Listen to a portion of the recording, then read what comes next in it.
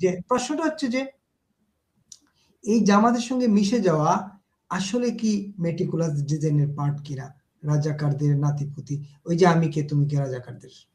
জি ধন্যবাদ। এটা শুরুতে আমি বলেছিলাম, আবারও স্পষ্ট করে বলি যেহেতু সময় আপনার কম।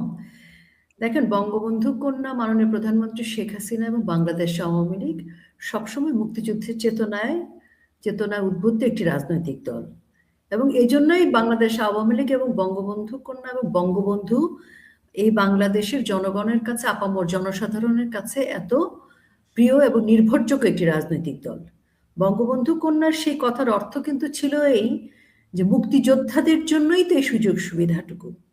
আমি মুক্তিযোদ্ধাকে, যে দেশ ৩০ লাখ শহীদের রক্তের বিনিময়ে, যে দেশে ৩ লাখ মায়ের সম্ভ্রমের বিনিময় পাওয়া, তো এই দেশের মুক্তিযোদ্ধাদের জন্য সুযোগ সুবিধা না দিয়ে আমি কি সেই যুদ্ধাপরাধী রাজাকার আল বদর আল শামসদেরকে দিব, পাকিস্তানের সেই পরাজিত যারা দোষর সেই শত্রুদেরকে দিব? এটা ছিল তার প্রকৃত মিনিং। কিন্তু বিষয়টা কি, এই মেটিকুলাস চক্রান্তটা তো আসলে জুলাইতে শুরু হয়নি, এটি তো অনেক বছর ধরে করছিল।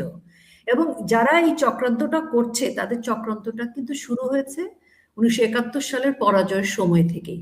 আমরা বিজয় উৎসব করেছি, স্বাধীনতা নিয়ে আমরা বাংলাদেশকে গড়বার দিকে গেছি, কিন্তু ওরা সেই পরাজিত সময়ে ওদের যে নীল নকশা মেটিকুলাস ডিজাইনের শুরু কিন্তু 75-এ বঙ্গবন্ধুকে হত্যার মধ্য দিয়ে, এবং পরবর্তীতে এই রাজাকার আলবদর আল শামদেরকে বাংলাদেশকে প্রতিষ্ঠিত করার মধ্য দিয়ে কিন্তু তাদের মেটিকুলাস চক্রান্তটার শুভ সূচনা হয়েছে সেই সময়। এবং এরাই কিন্তু ধীরে ধীরে বাংলাদেশে বহুবার যে জঙ্গিদের হামলা থেকে শুরু করে যা কিছু, আমি যেহেতু সময় আপনার কর, তাদের মাধ্যমে হয়েছে। এবং তারা জানে বাংলাদেশের মানুষের সেন্টিমেন্টটা কি, বাংলাদেশের মানুষকে কি করে আঘাত করতে হয় সেটা একটা যেমন তারা রিসার্চ করেছে, তেমনি যখন মেটিকুলাস চক্রান্ত এবং যে বিলিয়ন বিলিয়ন ডলার বাংলাদেশে এসেছে, শুনে পত্রিকা অফিসে গ্রাফিক্স ডিজাইনার বসে আছে কম্পিউটার পিসি নিয়ে, ড্রোন নিয়ে ক্যামেরাম্যানরা বসে আছে, সরোয়ার ফারুকীদের মতো দেশদ্রোহীরা ক্যামেরাম্যান নিয়ে স্ক্রিপ্ট রাইটার নিয়ে বসেছিল যে রাজাকারের নাতিপুতি তুমি কি আমি কি রাজাকার রাজাকার বলে বেরোবে, কোন অ্যাঙ্গেলে ড্রোন শট নিলে ভালো লাগবে, মানুষের সেন্টিমেন্টের মধ্যে লাগবে। আপনি বলেন কোন আন্দোলনে আপনি বাংলাদেশে দেখেছেন ড্রোন শট? কেন ড্রোন শট আসবে?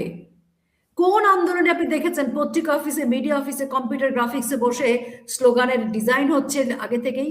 ঘটনা মানে কোনো কেউ মৃত্যুবরণ করার আগে আমেরিকার ওয়েবসাইট আপনি দেখছেন ঘটনা ঘটে গেছে? ঘটনাই ঘটে নাই। ঢাকা বিশ্ববিদ্যালয় থেকে প্রচারণা হচ্ছে যে অন্ধকার লাইট অফ করে দিয়ে গণহত্যা চালাচ্ছে, মেয়েদের গণরেপ করা হচ্ছে। এসব ঘটনা তো ঘটেনি। তার মানে তারা মেটিকুলাসলি ডিজাইন করে ডিজিটাল প্রযুক্তিকে ব্যবহার করে তারা একটা ওই সময় পুরো মানে অনলাইন থেকে শুরু করে সমস্ত কিছু তাদের নিয়ন্ত্রণে তারা নিতে পেরেছে।